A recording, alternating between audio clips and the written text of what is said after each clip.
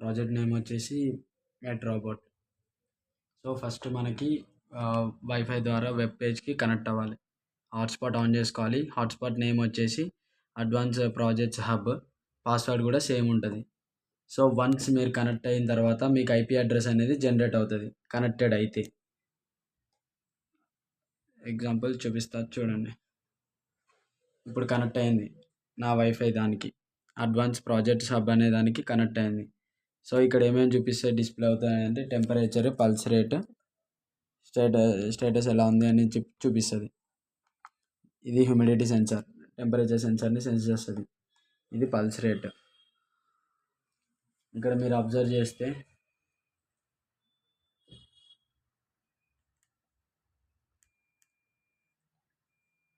Web పేజ్లో మీరు observe చేస్తే ఇక్కడ జనరేట్ అవుతూ ఉంటుంది. నార్మల్ ఉంటే నార్మల్, హై పల్స్ ఉంటే హై పల్స్ డిటెక్టెడ్ అని చెప్పి చూపిస్తూ ఉంటుంది. సో ఈ ఐపీ అడ్రస్ కొట్టుకోవాలి. మీకు అక్కడ జనరేట్ ఏదైతే ఐపీ అడ్రస్ అవుతుందో అది. Time, activity, temperature, pulse rate, oxygen 3 చూపిస్తాయి. తర్వాత వచ్చేసరికి ESP32 ద్వారా ఫస్ట్ మీరు బ్లూటూత్ ఆన్ చేసుకోవాలి. బ్లూటూత్ ఆన్ చేసుకున్న తర్వాత బ్లూటూత్లో కనెక్టెడ్ డివైజెస్లో మెడ్ రోబోట్ అని చెప్పేసి వస్తుంది. మెడ్ రోబోట్ని ఫస్ట్ పేరింగ్ చేసుకోవాలి. పేరింగ్ చేసుకున్న వెంటనే బ్లూటూత్ టెర్మినల్ అనే యాప్ ఉంటుంది, ఆర్ ఆర్డినో బ్లూటూత్ అని చెప్పేసి యాప్ ఉంటుంది. రెండిట్లో ఒక యాప్ ఇన్స్టాల్ చేసుకోవాలి. ఇన్స్టాల్ చేసుకున్న తర్వాత మీకు ఎప్పుడైతే పేర్ డివైజెస్ అన్నీ చూపిస్తుంది.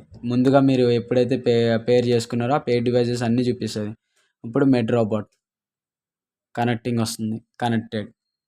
సో కనెక్టెడ్ అయిన తర్వాత ఫస్ట్ కమాండ్ వచ్చేసి ఫ్రంట్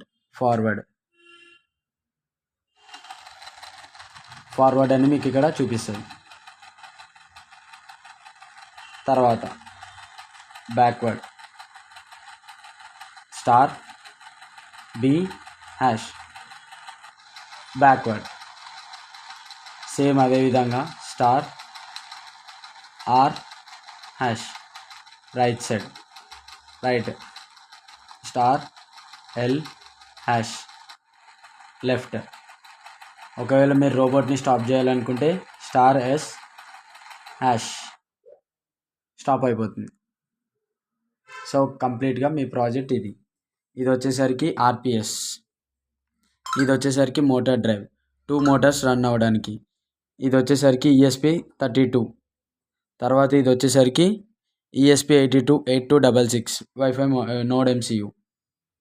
ఓకే, క్లియర్.